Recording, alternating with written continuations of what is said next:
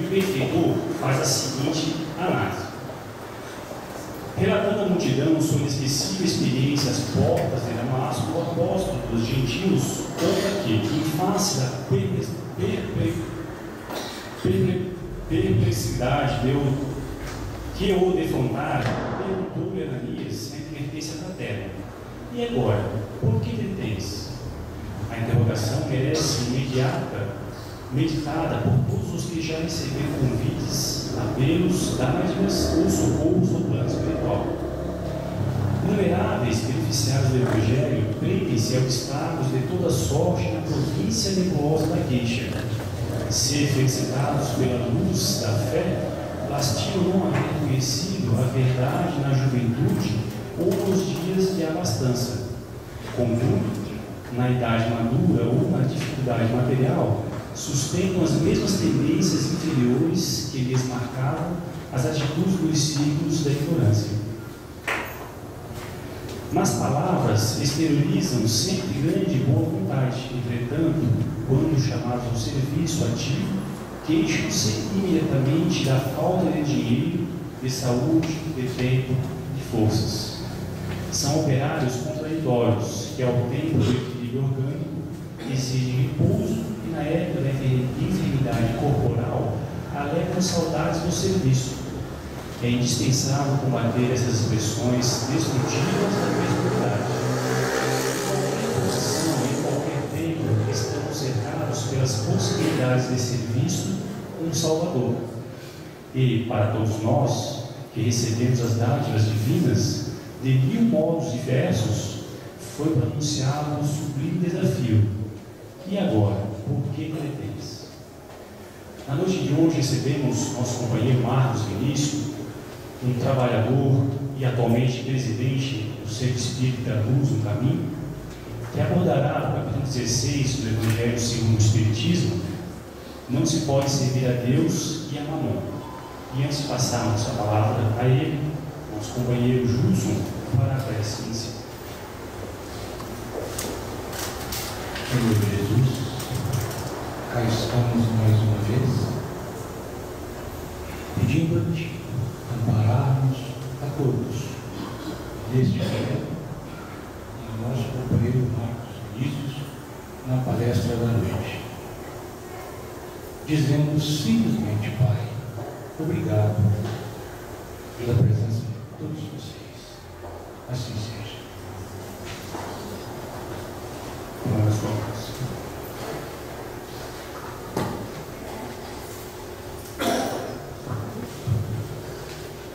Companheiros, que Jesus nos acompanhe e abrace a todos nessa conversa que nós vamos ter hoje sobre o capítulo 16 do Evangelho segundo o Espiritismo, cujo título é: não se pode servir a Deus e a Mamon.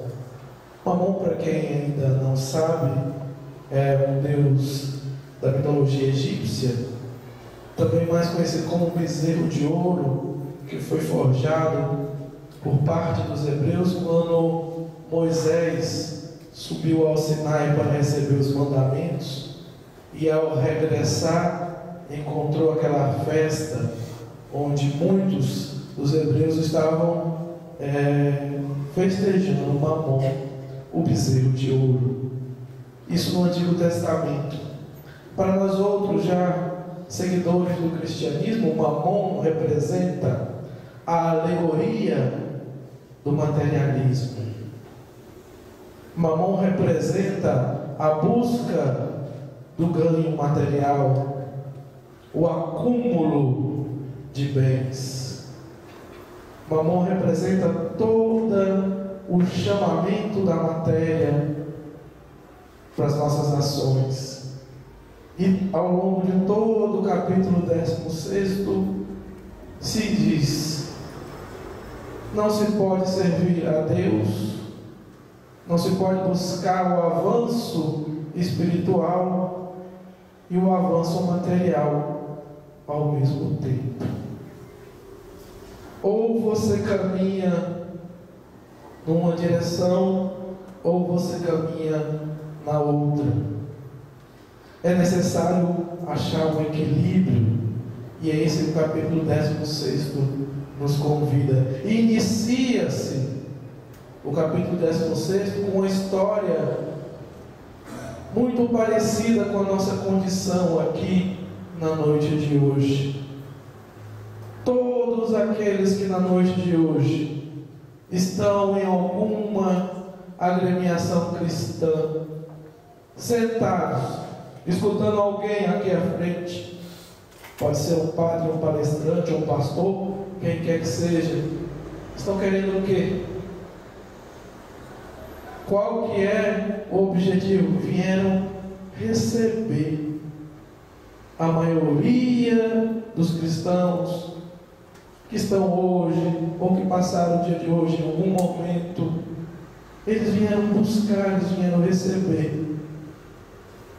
Poucos vieram oferecer alguma coisa a Jesus. É essa a nossa natureza. Mas Jesus e o Evangelho estão nos convidando a modificar. Porque a verdadeira transformação e a verdadeira conquista, o que nós queremos receber para nós mesmos, nós só vamos receber no dia em que estivermos dispostos a dar.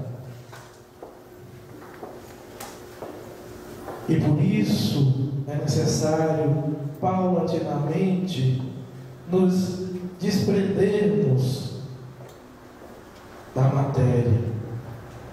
Então começa o capítulo 16, contando a história de um jovem rico. E Jesus está lá com os apóstolos. E esse jovem chega: mestre, o que eu preciso fazer para chegar ao reino dos céus, ao reino de Deus? Jesus vira para ele, respondendo a qualquer hebreu da época: seguir a lei, os 10 mandamentos e os profetas. Todo judeu tinha que estudar a lei e os profetas. E virou-se, continuou a conversar com seus apóstolos. Mas o jovem, não satisfeito, disse: mestre, isso eu já faço. Eu já sigo as leis, eu guardo o dia de sábado, eu respeito meu pai, minha mãe. Ele já fazia tudo isso. Mas sabia também, como nós outros aqui sentados hoje, nós outros que nós já não mentimos, já não roubamos, já não matamos, nós outros que respeitamos nossos pais, nossas mães, estamos na mesma condição daquele jovem. E dizíamos para ele: nós já fazemos isso. Aí Jesus então percebeu na fala daquele moço uma angústia. Qual a angústia? A angústia de perceber que isso só não basta. O jovem já tinha percebido isso. Precisava alguma coisa a mais. O quê? Jesus então se vira para ele e fala: se quiseres ser perfeito, se quiseres ser perfeito, o que tu fazes já está bom. É isso que pede para as pessoas do teu grau evolutivo. Para você isso já está bom. Mas se quiser ser perfeito, se quiser ser um dos discípulos, um desses que está aqui do meu lado, porque Jesus falava para o povo, falava para os doutores, falava para os discípulos a conversa era outra. Então ele fala: se quiser ser perfeito, vai, vende tudo o que tens, distribui aos pobres, vem e me segue. Aí o jovem ficou triste. É como se ele estivesse falando para cada um de nós aqui agora. Se a gente chegasse para Jesus: eu já faço isso. Eu não minto, eu não roubo, eu respeito meu pai, eu respeito minha mãe, eu ajudo lá no centro. E Jesus falou: tá bom, para esse nível, mas se tem alguma coisa incomodando, se você quer mais que isso, vai e se desprende de todas as coisas materiais e me segue. E aí o jovem entristeceu. Por quê? Porque naquele momento da vida dele, assim como nesse momento da nossa vida, ele ainda não era capaz de fazer o que Jesus lhe sugeriu. E aí ele ficou triste e voltou. E Jesus termina, remata, fazendo o comentário: em verdade eu vos digo, é mais fácil passar um fio, um camelo, pelo buraco de uma agulha, do que um rico entrar no reino dos céus. Porque tinha muita coisa para se desprender. Então era difícil, para ele deixar o carro, a casa, os pais, os filhos, a esposa. E ele não conseguia. E assim começa as reflexões do capítulo 16. Já começa dizendo para todos nós que para ir além do que nós já fazemos, para ir para o reino dos céus, para ir para o reino do Espírito, é necessário se desprender da matéria. E quem de nós, ou qual o nosso preparo, ou qual o nosso grau de desprendimento material?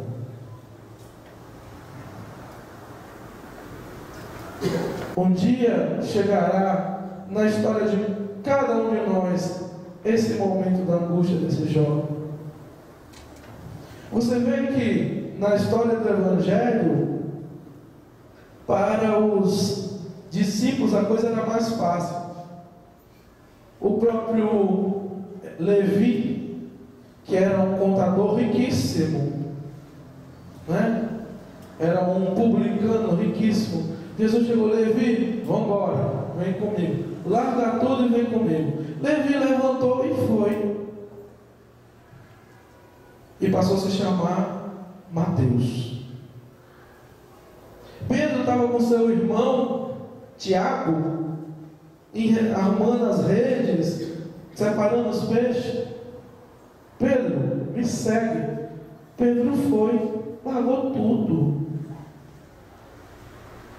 Mas eles eram apóstolos do Cristo. Eles tinham suas falhas também. Está lá o Atos dos Apóstolos. Mas eles estavam num nível de desprendimento material já suficiente para seguir Jesus, para se colocarem na condição de discípulo. Esse jovem que buscava queria ser também, porque admirava. Nós admiramos.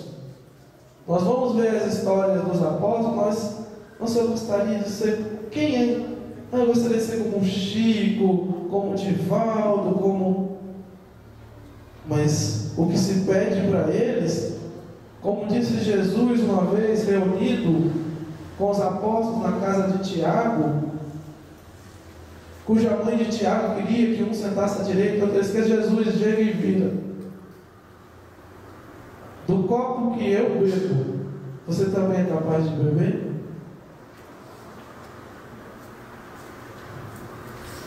Então essa foi a questão colocada. E assim começa o capítulo 16, nos colocando a seguinte verdade, para que eu possa realmente avançar para uma pátria espiritual, para um reino espiritual, eu preciso estar desprendido de toda e qualquer matéria. Enquanto isso não for verdade na minha vida, para lá não poderei ir plenamente. Terei que ficar regressando.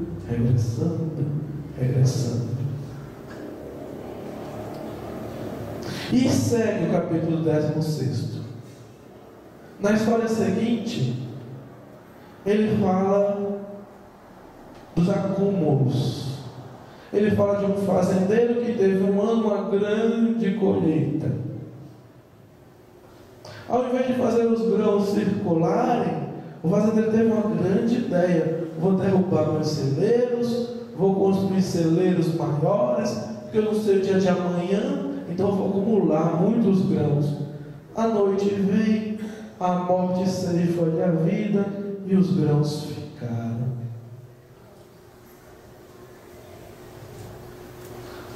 Então, já na continuidade do capítulo 16, já vem essa reflexão, essa grande preocupação que nós temos em acumular. Muitas vezes, não, eu quero deixar para os meus filhos. Deixar o quê? A preguiça? O que eu posso realmente deixar para os meus filhos? A educação. As condições de eles andarem com as próprias pernas. Porque todo mundo sabe que você dá uma grande quantidade de bens para um jovem que não tem educação. O que ele vai fazer com esses bens? Vai dissipar, porque ele não sabe valorizar.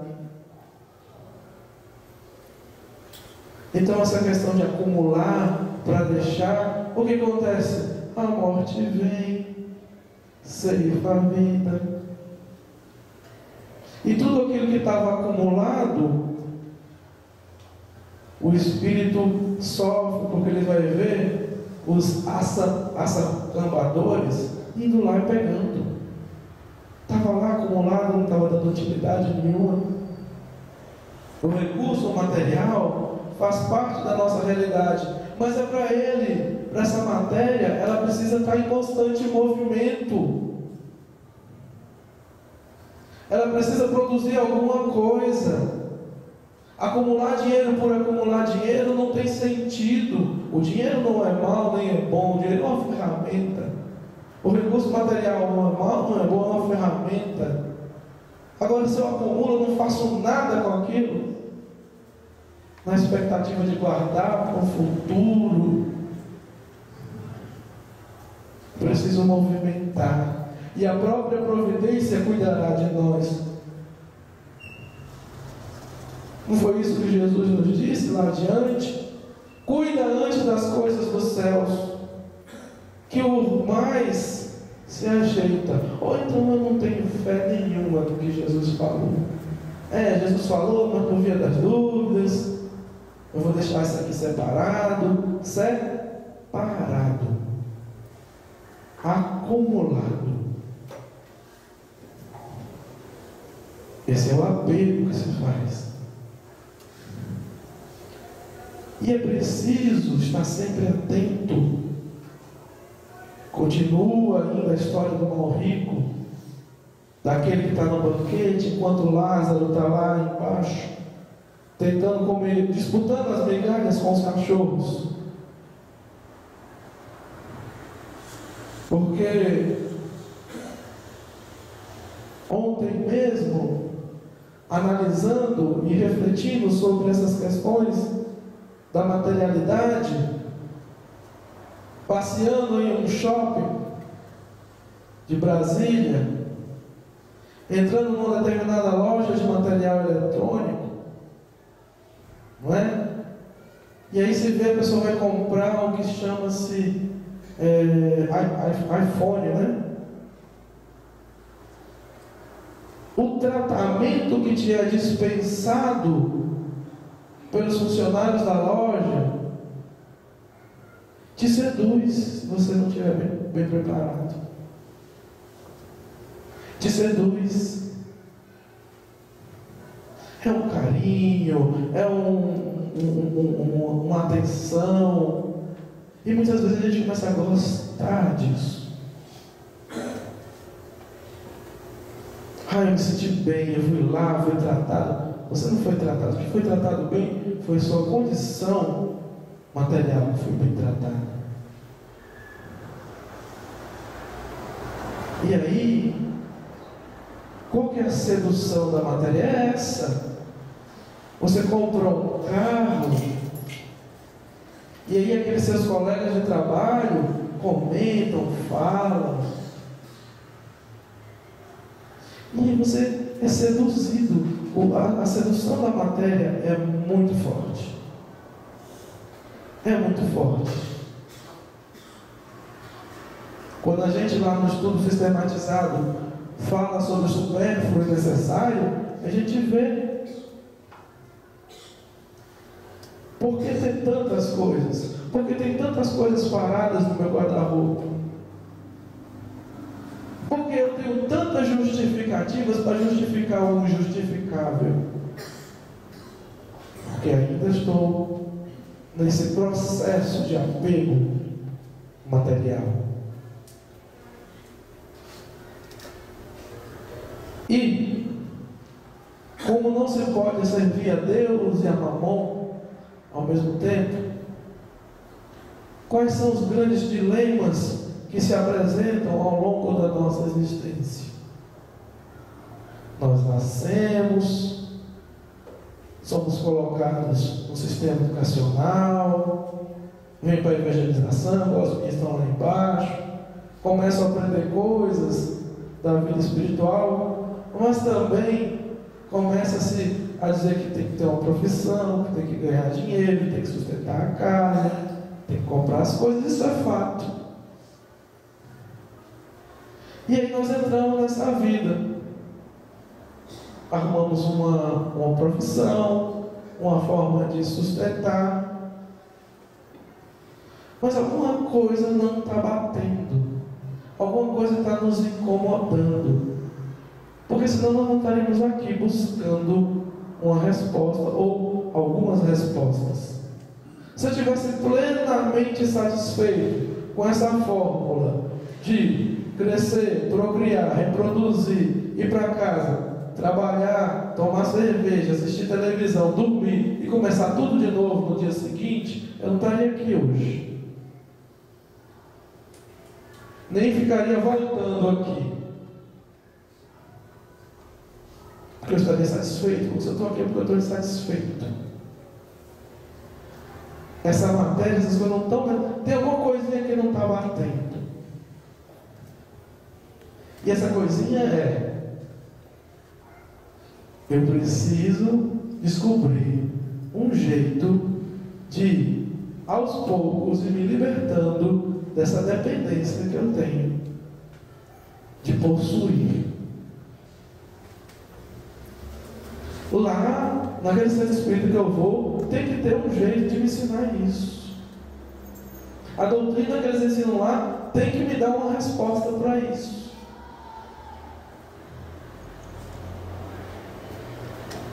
Porque eu começo a dimensionar o tempo da minha vida.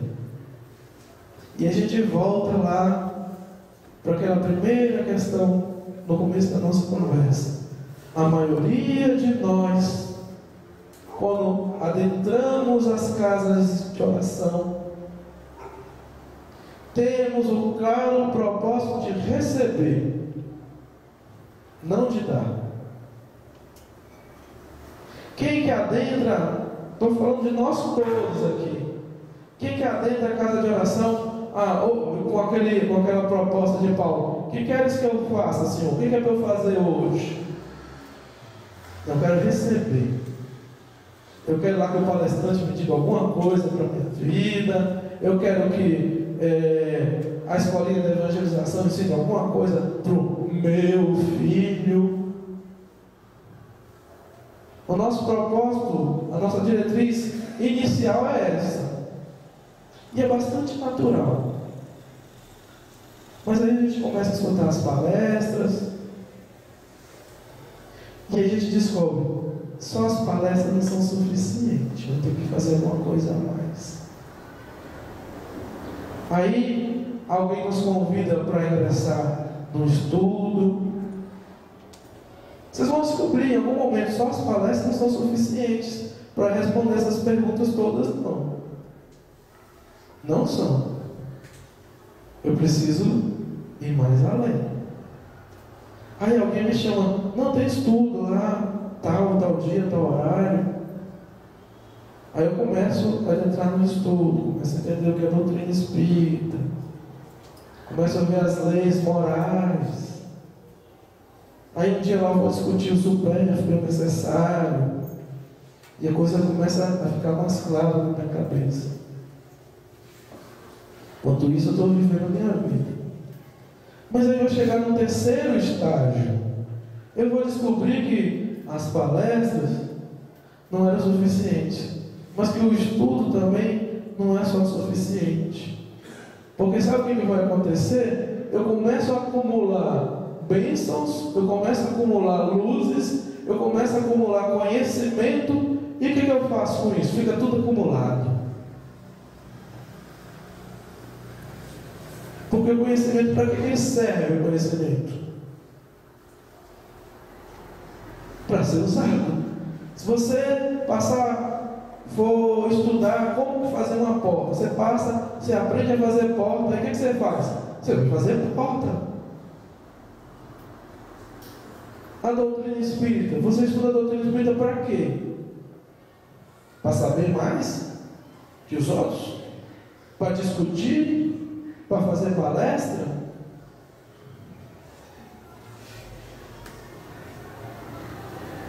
Para ter o assunto para conversar? Porque é uma doutrina difícil de entender, não é? Tem horas que é difícil. Tem ou não tem? Por que eu venho, insisto, aprendo? Para que eu faço tudo isso? Porque eu tenho que usar em algum momento. E aí vão surgir os convites das casas espíritas, ou de onde você esteja. Você tem que passar a ser um servidor de onde você está. Palestra, estudo, serviço. Palestra, estudo, serviço. Alguma coisa eu vou ter que fazer. Aí as coisas começam a ficar mais claras. E esse processo de desprendimento material começa a se operar na sua vida. Enquanto você não chegar no serviço, ele não começa. É um processo que leva muito tempo. Para a gente chegar na condição de Pedro, que Jesus chega, vamos embora, e Pedro levanta e vai, demora, não é assim. Para a gente chegar na condição do Francisco Xavier, né, que trabalhava lá no Ministério da Agricultura, chegava, só tinha o que lhe era necessário mesmo. Não tinha iPhone, não tinha celular, né? Diz que o único luxo que ele tinha era uma peruca. Segundo ele mesmo diz. Porque é muito tentador. Eu quero essa bolsa, eu quero esse sapato, eu quero esse carro.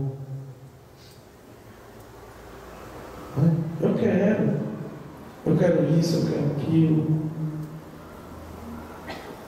Então esse processo de libertação, ele tem que começar quando eu me predisponho a servir.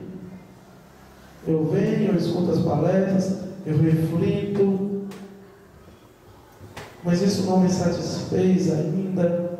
Então eu busco aprofundar o conhecimento, estudando, né? Aí eu vou ler o Evangelho de novo, é diferente. Eu vou ter uma visão mais aprofundada.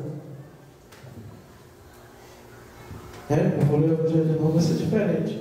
E aí, eu tenho que atender ao terceiro estágio. É aquele que Paulo, em Damasco, caído, diante da visão de Jesus, que o cegou, conforme a leitura que foi feita aqui antes. Ele chega e fala: o que queres que eu faça? Esse era um estágio bem mais avançado, que aquele espírito já estava em condições de fazer. E nós outros?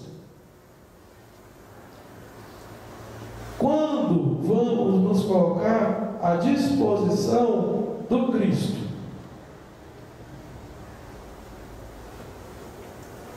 Quando vamos cercar o Cristo, não com o propósito de receber alguma coisa dele, mas de dar alguma coisa para a obra dele? Porque senão, nós outros vamos estar nos comportando a mesma forma que estávamos comportando há 21 séculos atrás. Passaram a ajudá-lo e passaram a enfrentar as próprias angústias, as próprias mazelas da vida de uma forma diferente. Pedro é um exemplo muito próximo de nós. Segundo a literatura do irmão X, ele estava sempre solicitando maior carinho de Jesus na explicação das coisas. Mas ele entendia, ele já era capaz de se colocar à disposição. E para nos colocarmos à disposição, é preciso ir desprendendo dessa materialidade. Isso começa com o dimensionamento do tempo da nossa própria vida. Porque eu tenho tempo de trabalhar, eu tenho tempo de estudar, eu tenho tempo de servir, de aprender, né? Eu tenho que aprender, eu estou na casa, eu tenho que aprender alguma coisa. Mas eu tenho tempo de servir também. Eu tenho tempo de servir. Eu não gosto nem de usar as palavras trabalhador, né? Eu já falei aqui com meu amigo Roberto Pérez, aqui da casa. E eu falo para ele que eu prefiro o termo servidor. O servidor, ele serve sem esperar contrapartida, né? Então eu preciso de servidores. A casa espírita, o movimento espírita precisa de servidores. E se eu estiver servindo ao mamon, eu não posso servir na casa espírita, porque eu não vou ter tempo. Eu não vou ter tempo. Porque para fazer uma coisa, eu tenho que abrir mão de outra. Isso que é o difícil.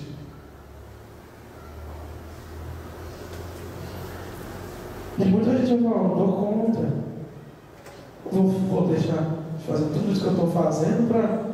Mas não é isso que está sendo pedido. Ninguém está pedindo aqui que você seja Pedro, que você seja Tiago. O que está sendo pedido e o que está sendo convidado a refletir com base no capítulo 16 do Evangelho é: quando que eu vou começar a minha jornada?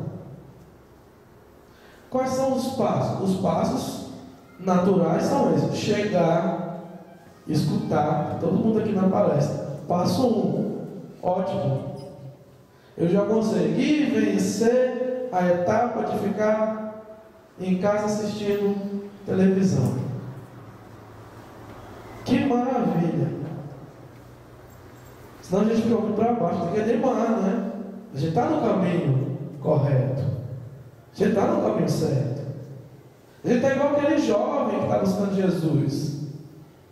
Nós não estamos mais em casa tramando um jeito de passar a perna do nosso colega de trabalho, nem ruminando ódios, nem intrigas com aquela pessoa lá no trabalho insuportável para você. Não, já estou noutra. Eu já estou indo à casa de oração escutar a palavra do Cristo.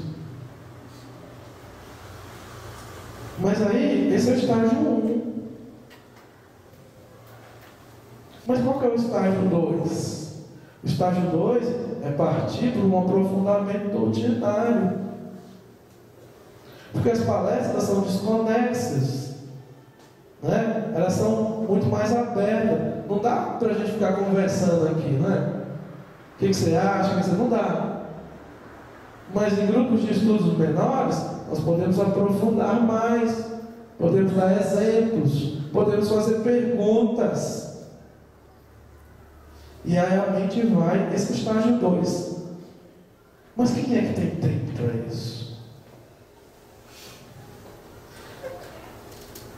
Eu tenho que arrumar esse tempo. Para arrumar tempo para isso, eu preciso deixar o tempo de outra coisa para trás. Tem que abrir mão. E esse é o processo. Não dá para servir Deus e amar a mão. Ou você arruma tempo para isso, ou você não arruma.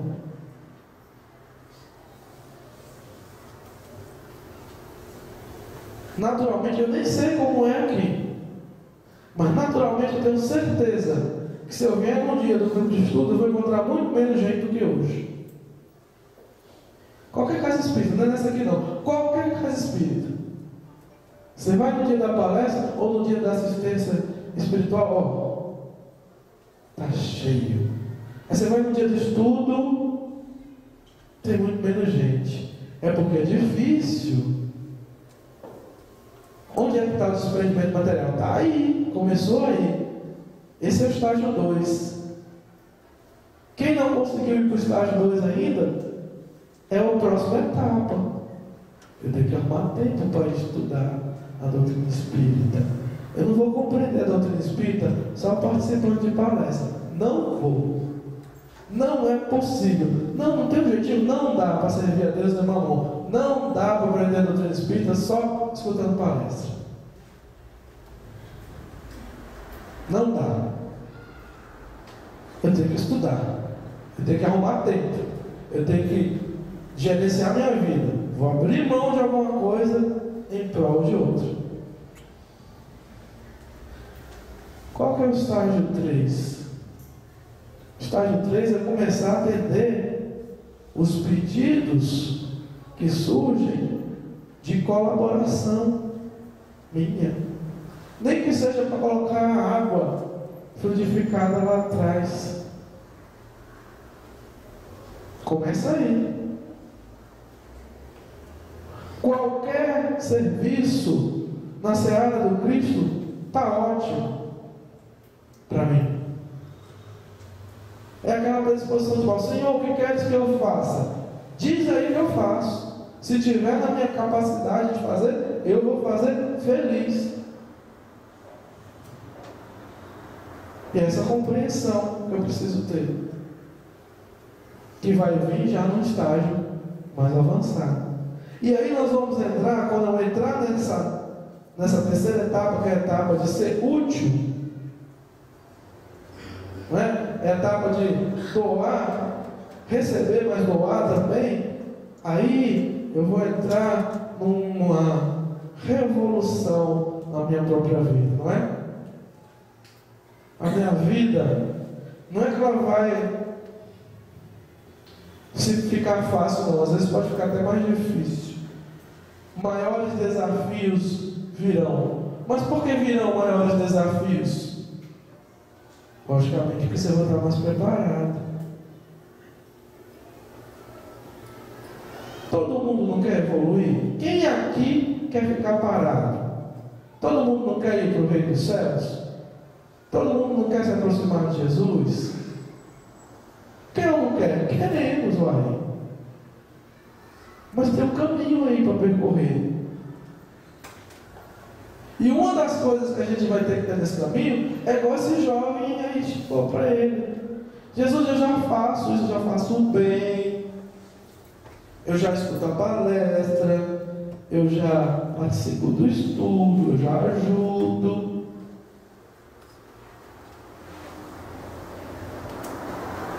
Aí vai vir aquela: vende tudo que tem. Na realidade está falando: se desprende de tudo e me segue. Não dá para fazer isso de uma vez, num instante. Por isso que são feitos esses convites, né? Por isso que são feitos esses convites. essa reflexão, essa necessidade que Jesus nos colocou de nos desprendermos do material. Porque, como eu falei antes, a sedução é muito grande. A sedução é muito grande. Nós começamos a arrumar justificativas. E o processo ali é uma coisa puxa a outra. Não é? Outro dia eu estava discutindo lá. Não, eu preciso de uma cozinha planejada. Só que uma cozinha planejada tem um custo. E esse custo, ele é traduzido em horas de trabalho. Então, quando você direciona a sua vida para mais horas de trabalho, para poder cumprir os custos que você precisa, essas horas que você dedica ao acúmulo, elas são retiradas de alguma outra coisa. Não tem como conciliar as duas coisas.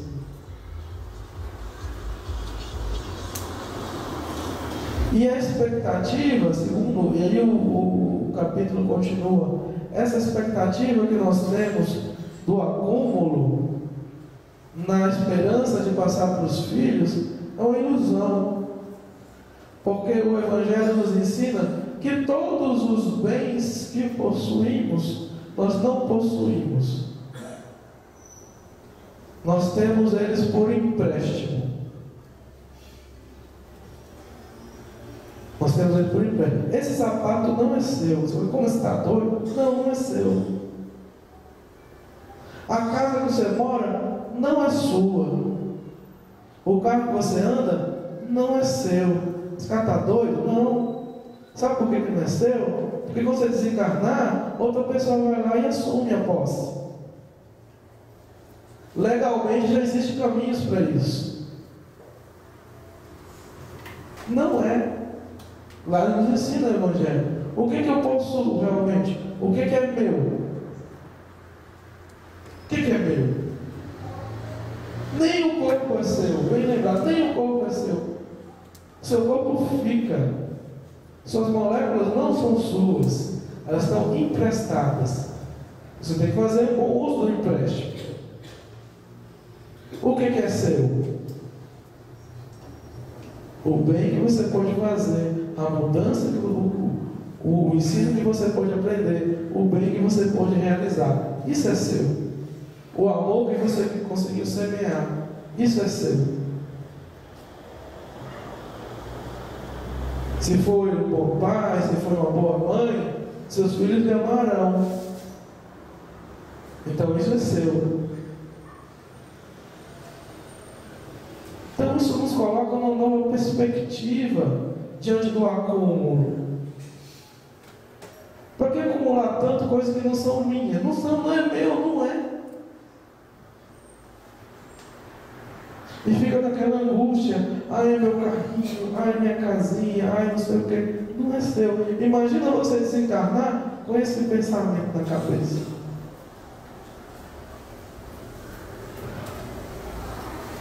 O centro espírita não é seu. Tem muita gente que acha que é dono do centro espírita, não é, meu Deus?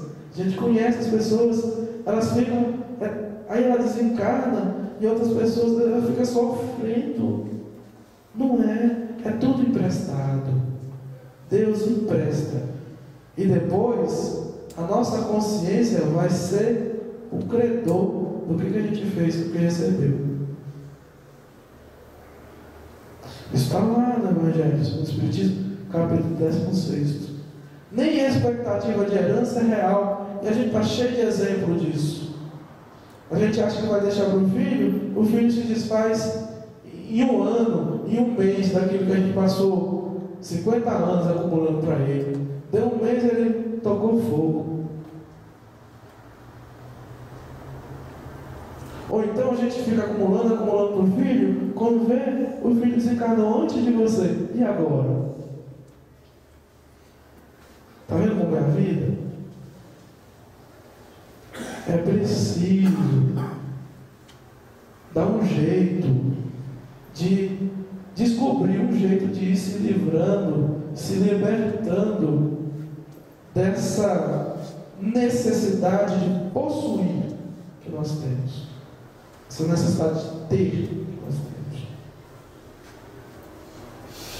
É difícil, talvez seja uma das últimas coisas que a gente consiga fazer. Nós temos muita necessidade de posse. É difícil, e eu falo isso refletindo na minha própria vida. Não estou querendo me colocar aqui acima da condição de ninguém.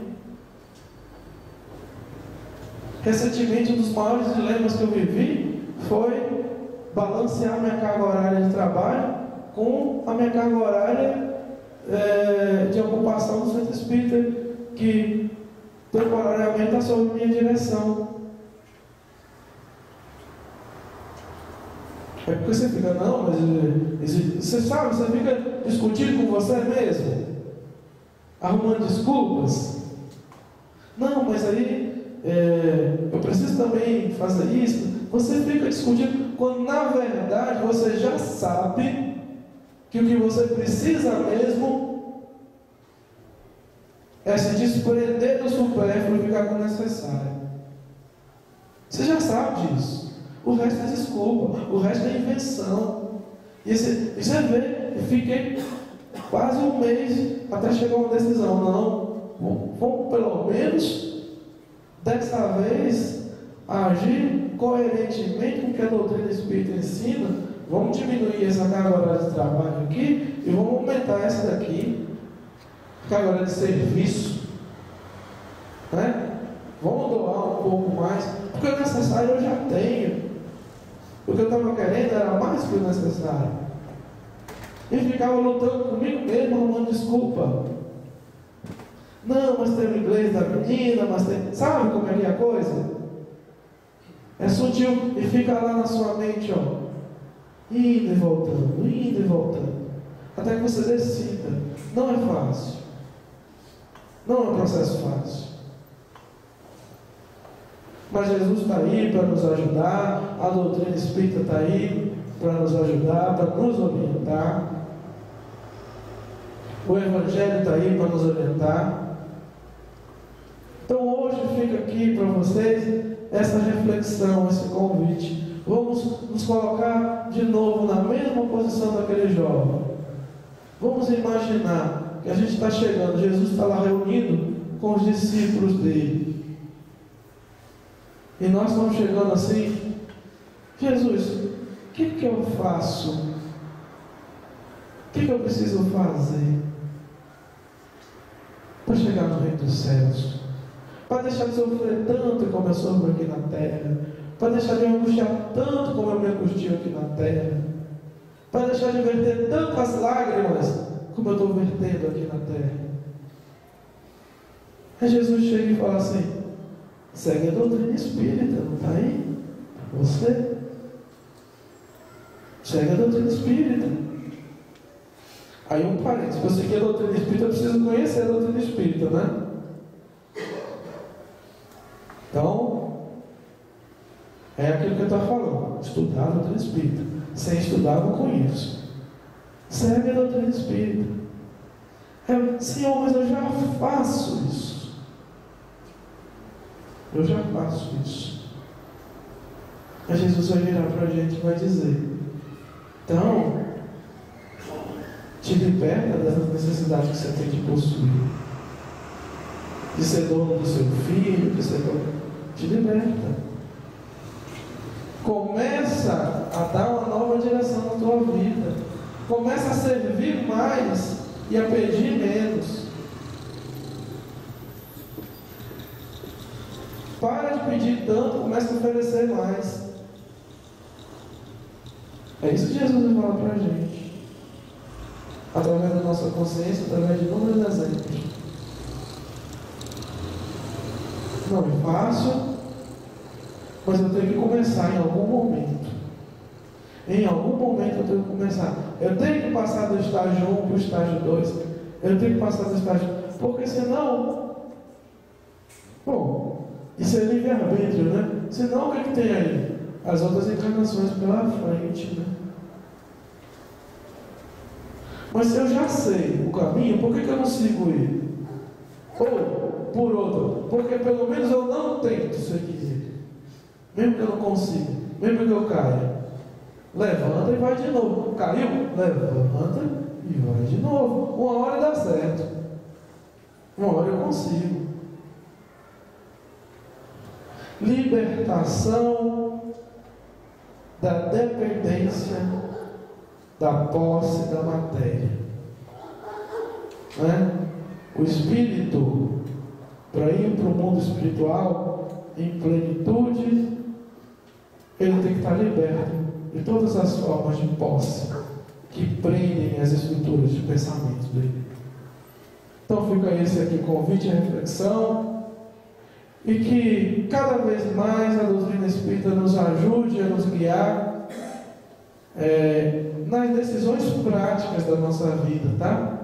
Não vamos ficar com doutrina espírita, com evangelho, com o livro dos espíritos, só para ficar discutindo as coisas, não. Fazer grupo de estudo, discutir ideias, achar isso, achar aquilo outro, e falar daquele palestrante. Eu tenho que mudar a minha vida. Se ficar vindo aqui e não mudar a minha vida em alguma coisa não está dando certo aí no caminho. Sabe? Depois de um ano frequentando a casa espírita, eu tenho que ter mudado alguma coisa. Alguma coisa eu tenho que ter mudado. Para melhor, pelo amor de Deus, para melhor. Porque Jesus está aqui conosco agora, nesse momento, renovando os ensinamentos dele. E esperando que nós nos movamos em sua direção. Afinal de contas, para a gente concluir, o que ele falou foi: vinde a mim, vós que estáis cansados, que estáis sedentos de justiça, de entendimento, vinde a mim. Ir até Jesus demanda um movimento meu. Ele não falou, fica aí paradinho que eu vou até você. Não, ele falou, vinde a mim. O processo está aí, em ir até Jesus. É uma ação que cabe a nós outros, a cada um de nós. Então, eu agradeço mais uma vez o convite que a casa nos fez, né? Agradeço a Dona Eulise, agradeço ao Thomas, e que Jesus nos acompanhe a todos, e que essa doutrina que nos ilumina continue cada vez mais a ser um farol nas nossas existências.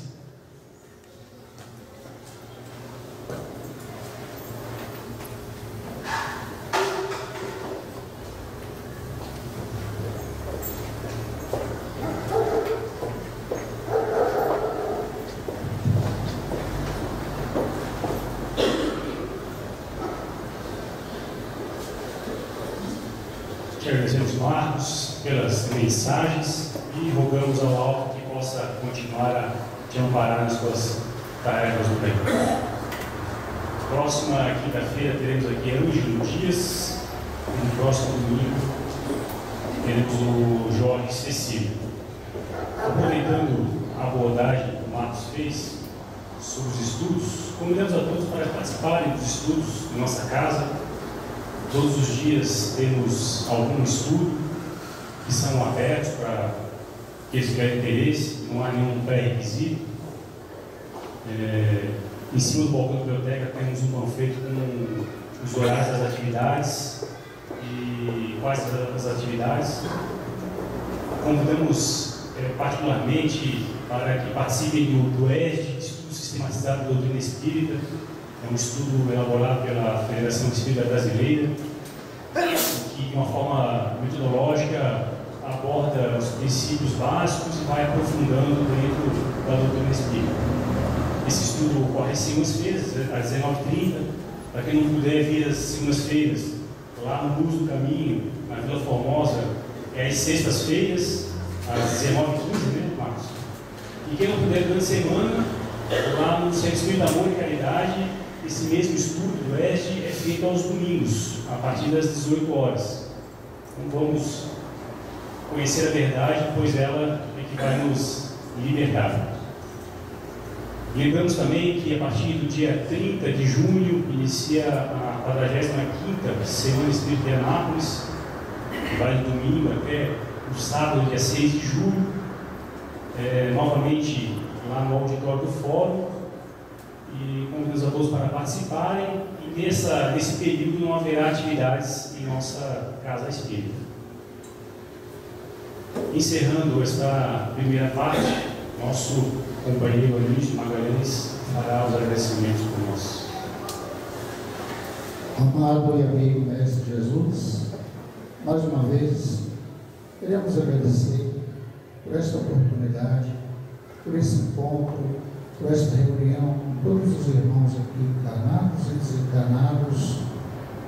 Pedimos, Senhor, nos dê equilíbrio, sabedoria, para que possamos colocar em prática os ensinamentos que recebemos nesta casa.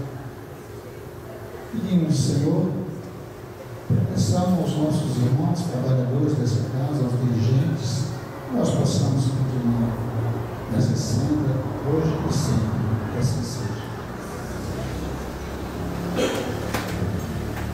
A seguir, ofereceremos o benefício do passe magnético para quem tiver necessidade. E os que permaneçam sentados, chamaremos cada um em seus lugares.